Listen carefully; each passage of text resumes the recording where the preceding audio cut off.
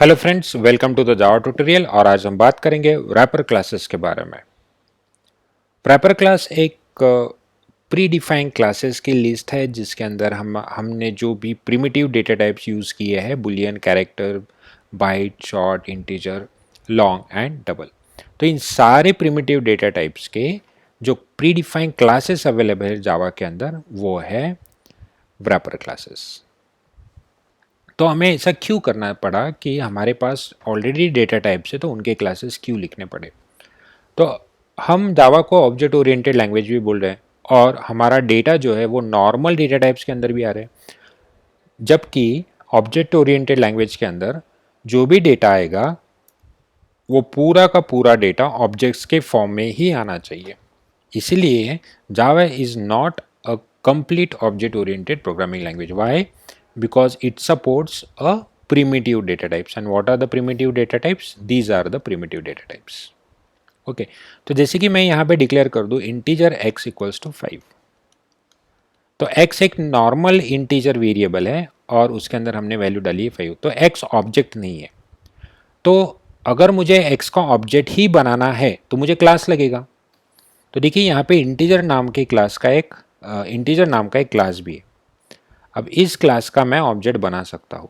तो आपको कैसे लिखना पड़ेगा, इंटीजर, ये एक प्रीडिफाइंड क्लास है लैंग्वेज पैकेज के अंदर, उसका एक आपको वेरिएबल बनाना है और उसके अंदर आपको नॉर्मल ऑब्जेक्ट जैसे क्रिएट करते हो आपको लिखना पड़ेगा इंटीजर न्यू इंटीजर।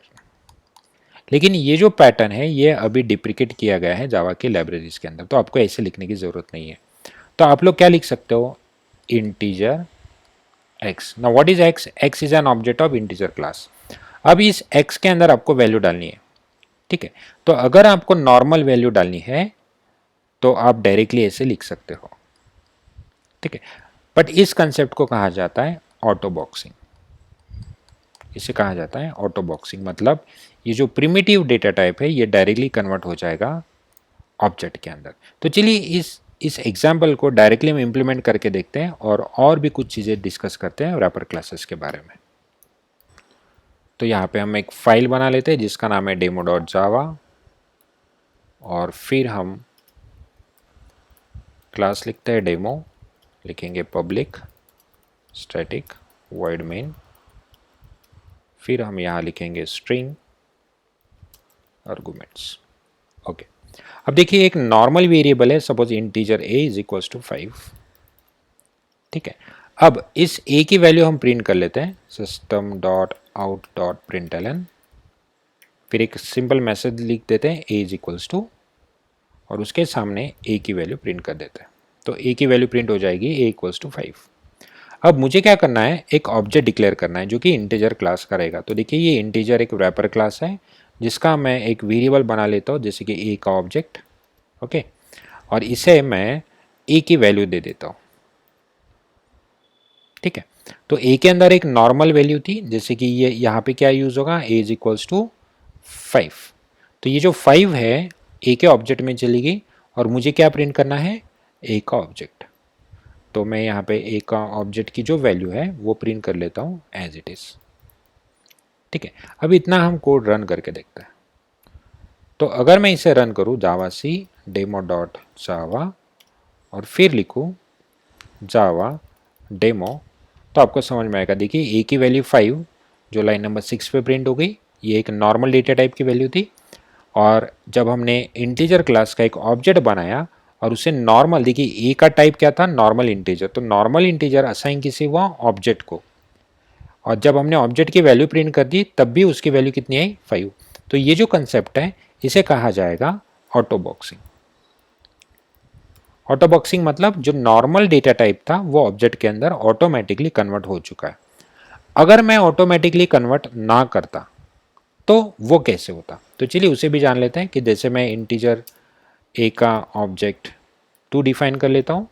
अब अगर ये नॉर्मल कन्वर्जन नहीं होता तो आपको इंटीजर नाम की क्लास के अंदर से एक मेथड कॉल करनी होती और उस मेथड का नाम है वैल्यू ऑफ a, ओके। और फिर हम इसे प्रिंट करके देखते हैं कि इस मेथड से भी ऑब्जेक्ट 2 की वैल्यू क्या प्रिंट होती।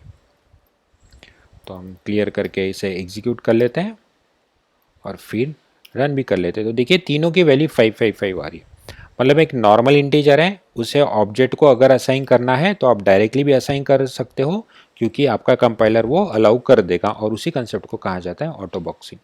अगर आपको ऑटो बॉक्सिंग नहीं करनी है, आपको मेथड के थ्रू करना है, तो इंटीजर नाम के क्लास के अंदर जो स्टैटिक मेथड है वैल्यू ऑफ, उसके अंदर आपको एक नॉर्मल डेटा टाइप की वैल्यू देनी है, वो उसे कन्वर्ट करके आपके ऑब्जेक्ट को दे देगा और फिर उस ऑब्जेक्ट को आप यहाँ पे यूज कर सकते हो।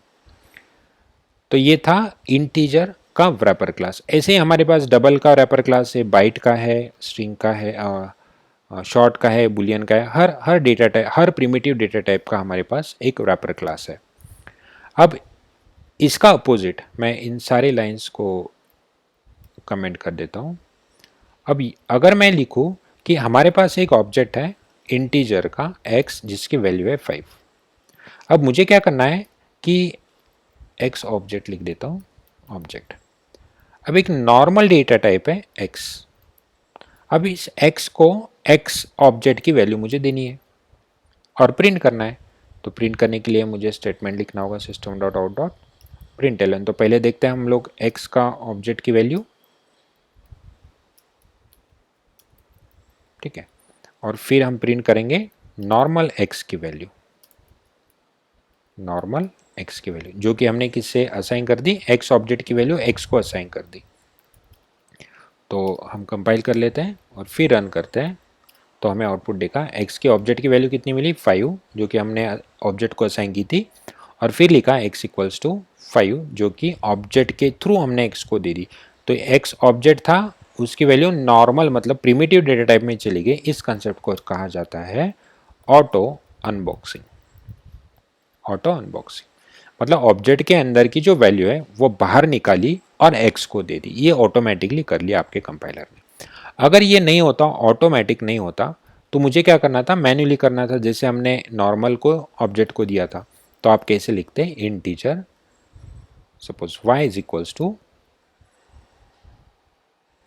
आपको लिखना होता जो आपका ऑब्जेक्ट है। देखिए आपके ऑब्जेक्ट का नाम क्या है, x ऑब्जेक्ट। तो x ऑब्जेक्ट, अब x ऑब्जेक्ट किसका, इंटीजर। तो इस क्लास में एक मेथड है जिसका नाम है इंट वैल्यू, क्योंकि x ऑब्जेक्ट इंटीजर क्लास का है तो उसके अंदर एक मेथड है इंट वैल्यू, और वो वैल्यू कन्वर्ट करके किसे मिल जाती, y को।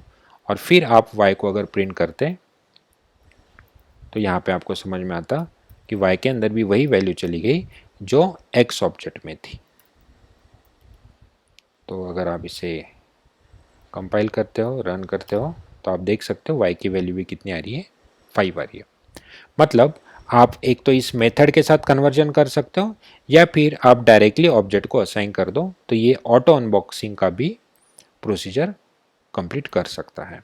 तो आप दोनों तरीके से कर सकते हो। तो सिंपली आपको इस एग्जाम्पल से सिर्फ इतना ही याद रखना है कि अगर आपके पास कोई नॉर्मल वेरिएबल है और उसे ऑब्जेक्ट के अंदर कन्वर्ट करना है तो यू कैन डू दिस, और अगर आपके पास कोई ऑब्जेक्ट है जैसे कि यहाँ पे और उसे नॉर्मल डेटा टाइप में कन्वर्ट करना है तो you can do this. Okay, तो चलिए और एक एग्जांपल देख लेते हैं। तो मान लो हमारे पास एक स्ट्रिंग वेरिएबल है, स्ट्रिंग x, और जिसके अंदर जो वैल्यू है वो मैंने कुछ ऐसे लिख दी 23। अब इस x वैल्यू को मुझे प्रिंट करना है, तो हम लोग कैसे लिख देंगे, system dot out dot println, और मुझे वैल्यू प्रिंट करनी है दैट x। तो once you compile it your output will be 23। Okay, तो ये 23 तो आ गया, कोई प्रॉब्लम नहीं है। अब मान लो मुझे 23 का डबल करना है, तो आप कैसे लिखते हैं, x इंटू एक्स। अब 23 तो स्ट्रिंग है, आप उसे मल्टीप्लाई नहीं कर पाते। अगर आप कंपाइल करोगे तो आपको एरर मिल जाएगा कि x into x, this binary operator bad operand type for binary operator for x। मतलब आप मल्टीप्लीकेशन स्ट्रिंग के ऊपर नहीं कर सकते। लेकिन मेरा तो नंबर था, तो मुझे क्या करना पड़ेगा, इस 23 को इंटीजर में कन्वर्ट करना पड़ेगा। अब देखिए स्ट्रिंग एक प्रीडिफाइंड क्लास है, ठीक है, तो मुझे क्या करना पड़ेगा, रैपर क्लास की हेल्प लेनी पड़ेगी। मुझे वैल्यू किस टाइप में चाहिए, इंटीजर। तो इंटीजर का एक ऑब्जेक्ट बनाइए x, या फिर आप प्रिमिटिव डेटा टाइप भी यूज़ कर सकते हो, कोई प्रॉब्लम नहीं है। मैं इसे y कर देता हूँ। और फिर ये जो इंटीजर क्लास है आपको हेल्प करेगा, आपको लिखना है इंटीजर डॉट, इस क्लास के अंदर एक मेथड है जिसका नाम है पार्स कैपिटल I इंट, और आपको यहाँ पे पास करना है x। तो इस पार्स इंट का काम क्या होगा, आपके पास जो x के अंदर स्ट्रिंग है अगर वो न्यूमेरिक वैल्यू है तो वो उसे इंटीजर में कन्वर्ट कर देगा। आप फिर उसे ऑब्जेक्ट को असाइन करिए या फिर नॉर्मल प्रिमिटिव डेटा टाइप को भी असाइन करिए, इट डजेंट मैटर। और फिर आपको जो भी यहाँ पे करना है ऑपरेशन आप उसके ऊपर कर सकते हो। तो देखिए मैं इसे क्लियर करके रन कर देता हूँ तो आपको उसका स्क्वायर मिल जाएगा। तो देखिए 529। अगर यहाँ पे मैं कैपिटल इंटीजर लिख देता, मतलब एज अ ऑब्जेक्ट ट्रीट करता, फिर भी आपको जो आउटपुट मिलता वो मिलता 529। तो ये है रैपर क्लास का use. So will see you in the next video.